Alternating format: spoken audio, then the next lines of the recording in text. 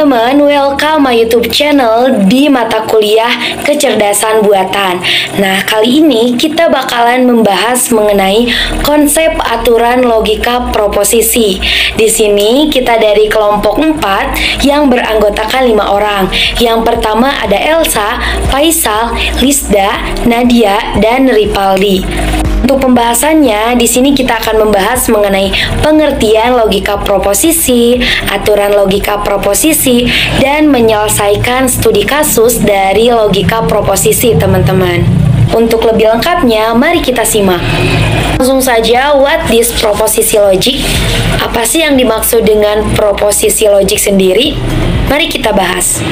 Nah, logika proposisi merupakan cabang dari logika yang mempelajari cara-cara untuk menghubungkan atau mengkombinasi proposisi, di mana yang merupakan pernyataan yang dapat bernilai benar atau salah, true or false ya teman-teman. Selanjutnya kita bakalan membahas mengenai aturan proposisi logik, teman-teman. Aturan logika proposisi adalah serangkaian aturan atau prinsip yang digunakan untuk memanipulasi dan menentukan kebenaran proposisi. Nah, berikut ada beberapa aturan proposisi logik.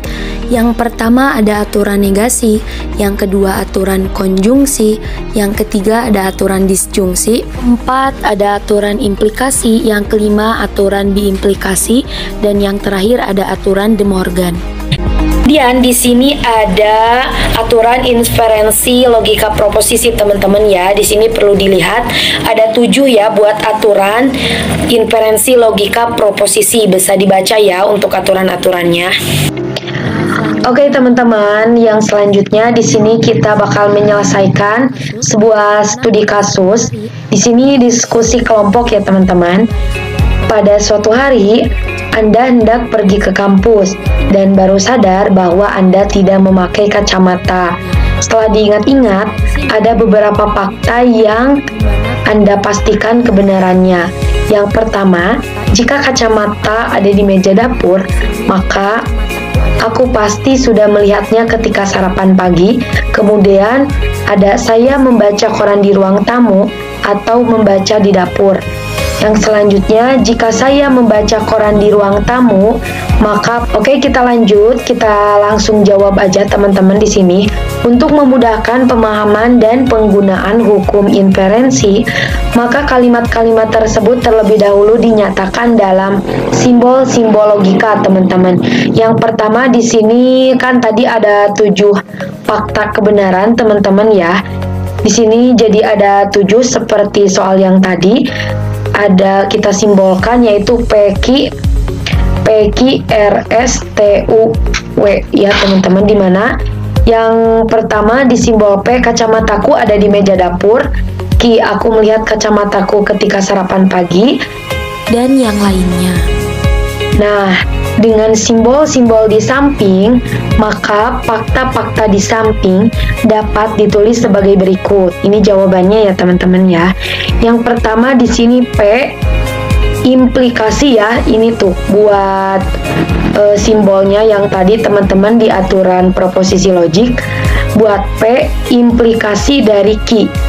Implikasi di sini kalau atau jika atau maka, teman-teman ya. Di sini kalau kacamataku ada di meja dapur, yaitu P implikasi dari Q, maka aku melihat kacamataku ketika sarapan pagi.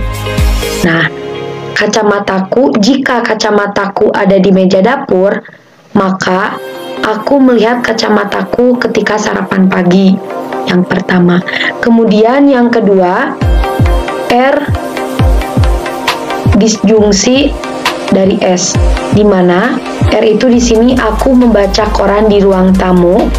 Disjungsi yaitu atau ya, di sini atau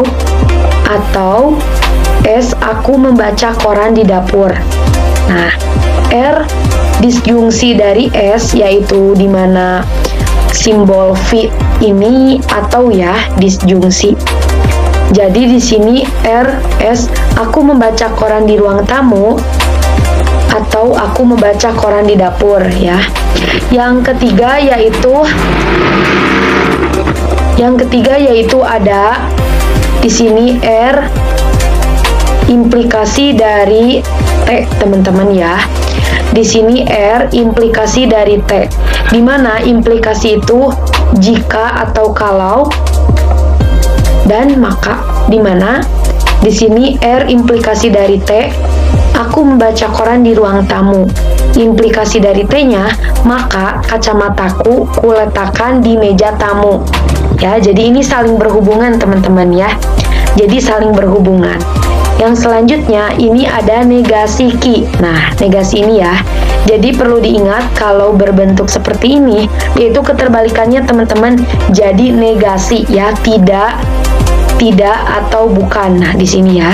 Negasi yang berarti tidak atau bukan. Negasi ki.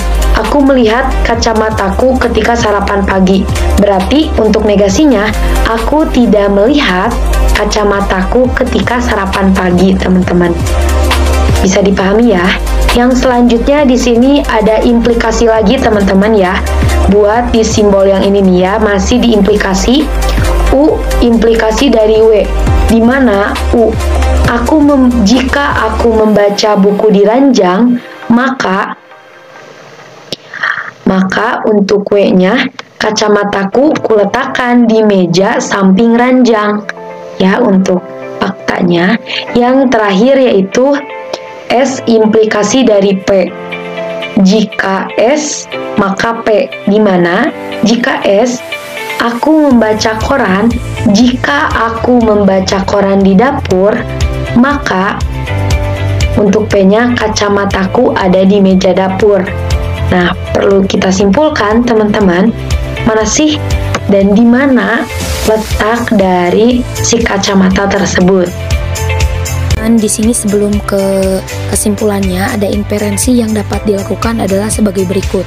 Di sini ada 4 ya teman-teman, dari mulai P implikasi Q, ke-1, ke-2, dan ke-3 bisa dibaca. Terakhir, R, implikasi dari T, yaitu fakta C, di mana kesimpulan dari 3 yang menghasilkan dengan modus ponen, teman-teman. Nah, maka kesimpulannya yaitu kacamata ada di meja tamu, teman-teman ya. Perlu kita lihat kembali teman-teman di sini ya.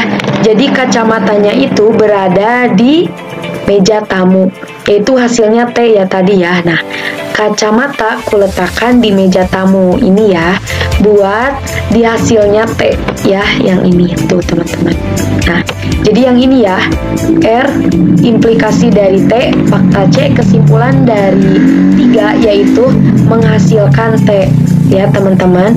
Maka dengan modus ponen, maka kesimpulannya kacamata ada di meja tamu, teman-teman.